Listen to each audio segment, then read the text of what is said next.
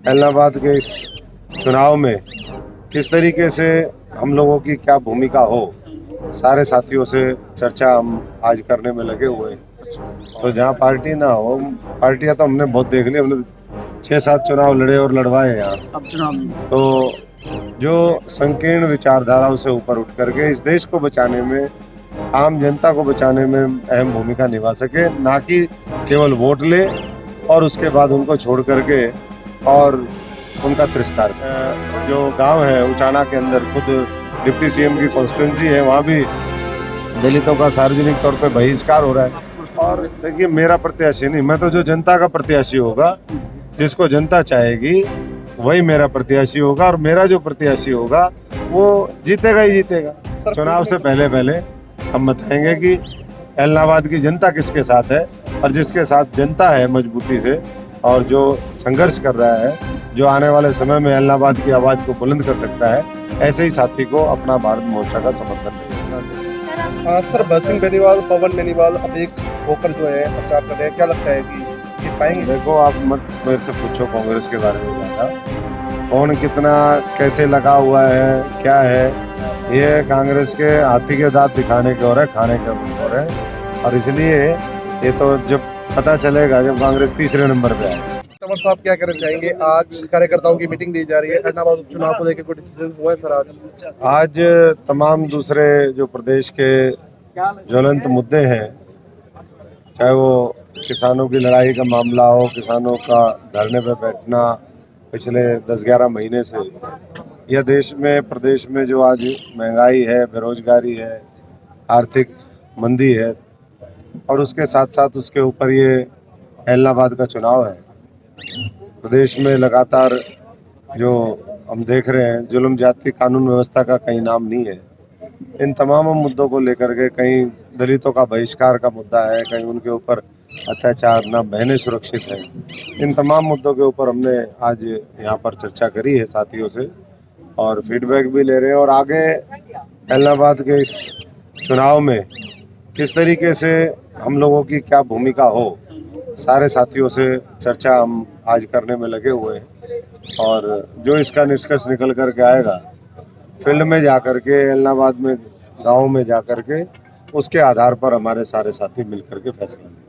आपको कैंडिडेट खड़ा करना चाहिए था यहाँ अपने मोर्चे की तरफ से? नहीं, हमारा मोर्चा है, ये पार्टी तो है नहीं अभी। अच्छा, तो जहाँ पार्टी ना हो, पार्टियां तो हमने बहुत देख ली, हमने 6-7 चुनाव लड़े और लड़वाए यहाँ। अब चुनाव में तो मैं इतना ही कह सकता हूँ कि आज देश को, प्रदेश को अच्छे लीडर्स की ज़रूरत है, अच्छी सोच की ज़रूरत है, जो संकीर्ण विचारधाराओं से ऊपर उठ करके इस देश को बचाने में, आम जनता को बचाने में अहम भूमिका निभा सके, ना कि केवल वोट ले और उसके बाद उनको छोड़ करके और उनका तिरस्कार करे। तंवर जी, लोगों से मिलकर क्या कोई विशेष कैंडिडेट का समर्थन किया जाए? नहीं, विशेष तो कहीं ना कहीं सारी चीज़ें निकल करके जब आएंगी उसके बाद ही फैसला होगा। अभी तो सबसे चर्चा कर रहे हैं, और मैं समझता हूँ कि आज की मीटिंग, इसीलिए इसका नाम भी हमने रखा है सहयोगी बैठक। जो हमारे तमाम सहयोगी है, चाहे वो इस हल्के के हों, सिरसा संसदीय क्षेत्र के हों, इलाहाबाद के हों, या हरियाणा के जो हमारे अहम साथी हैं, जिनकी यहाँ पर भूमिका हो सकती है, उन सभी साथियों का आज सर, यहाँ पर आपका खुद का अपना भारत मोर्चा है, तो आपने अपना कैंडिडेट क्यों नहीं उठाया? मैंने बताया ना, हमारी पार्टी तो है नहीं। कैंडिडेट तो हमने उठा के सारे पहले देख रखे हैं। सारी पार्टियां जिस तरीके से एक वोट बैंक की तरह लोगों को इस्तेमाल करती है और उसके बाद उनको छोड़ देती है, तो कुछ मिलकर के नई लीडरशिप तैयार करी जाए, सर जो देश के, प्रदेश के, समाज के बारे में सोच। सर, गोपाल कांडा और अभय सिंह चौटाला आपके अच्छे मित्र हैं, आप किसकी सपोर्ट करोगे? मेरे तो कांग्रेसियों ने ही मेरे को दुश्मन मान लिया था, और हमारे साथियों को, जिन्होंने 5 साल 8 महीने उसको सींचने का काम सब लोगों ने किया था। बाकी तो सारे ही जो माने अपना दोस्त है, बाकी तो भविष्य में पता चलेगा कि जो लोगों का दोस्त है वही हमारा दोस्त है। तो लोगों का क्या रुझान है, लोगों की क्या बात निकल करके आती है, उसके बाद। तंवर जी, कांग्रेस के चुनाव किस प्रकार देख रहे हैं? क्या कांग्रेस मिलकर लड़ेगी इस चुनाव को? अभी आपने साथियों ने कहा नहीं, यहाँ अभी आपने वक्तव्य सुना होगा कि कांग्रेस को कांग्रेस ही हरा रही थी, हमारे टाइम में भी हरा रही थी, वो आज भी हराएगी और वो बाज नहीं आएगी। तो इसमें कोई नई बात नहीं है। ये तो अब जितनी पुरानी पार्टी है, उतने ही इसका मर्ज भी, बीमारी भी उतनी पुरानी है। तो सर पवन सर जो बेनीवाल लखीमपुर में घटना हुई है उस पे आपकी क्या प्रतिक्रिया है? ये लखीमपुर में तो जो हुआ वो उसके बाद और जगह भी देखने में आया, हरियाणा में भी सुनने में आया था कि वहाँ एक सांसद की गाड़ी के नीचे भी कुचल दिए थे। अभी छत्तीसगढ़ में दशहरे के दिन आया एक नया ट्रेंड चला दिया लोगों ने, लखीमपुर खीरी।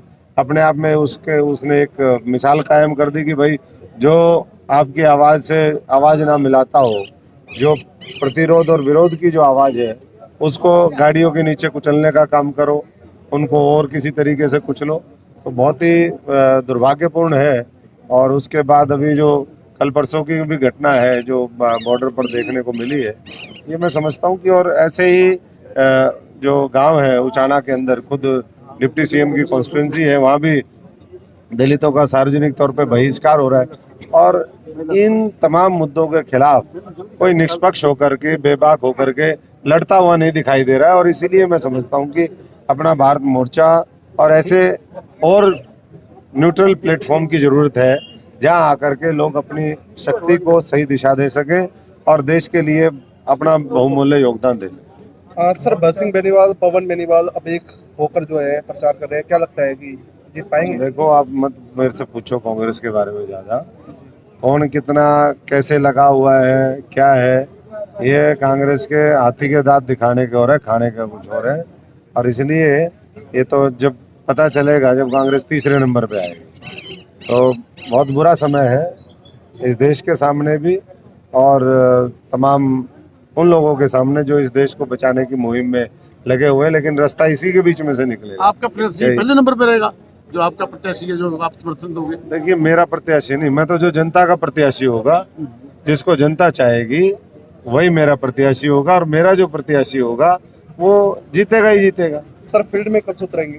फील्ड में हम 20 तारीख के बाद जो है सारे साथियों से, आज उसी के लिए चर्चा करने के लिए हम यहाँ पर आए हैं कि सारे साथियों से एक बार तमाम मुद्दों के ऊपर क्या बात हम लोगों के बीच में लेके जानी है, क्या लोगों का, जो यहाँ भी बहुत इलाहाबाद के लोग आए हुए हैं, उनसे भी फीडबैक लेंगे और सारे साथियों के माध्यम से हम आगे जो है वो फील्ड में जा करके और चुनाव से पहले पहले हम बताएंगे कि इलाहाबाद की जनता किसके साथ है और जिसके साथ जनता है मजबूती से और जो संघर्ष कर रहा है, जो आने वाले समय में इलाहाबाद की आवाज़ को बुलंद कर सकता है, ऐसे ही साथी को अपना भारत मोर्चा का समर्थन मिलेगा। सर आप बीजेपी के हमेशा से विरोधी रहे हैं, क्या आप गोपाल कांडा का समर्थन करेंगे? मैं तो बीजेपी का आज भी विरोधी हूँ।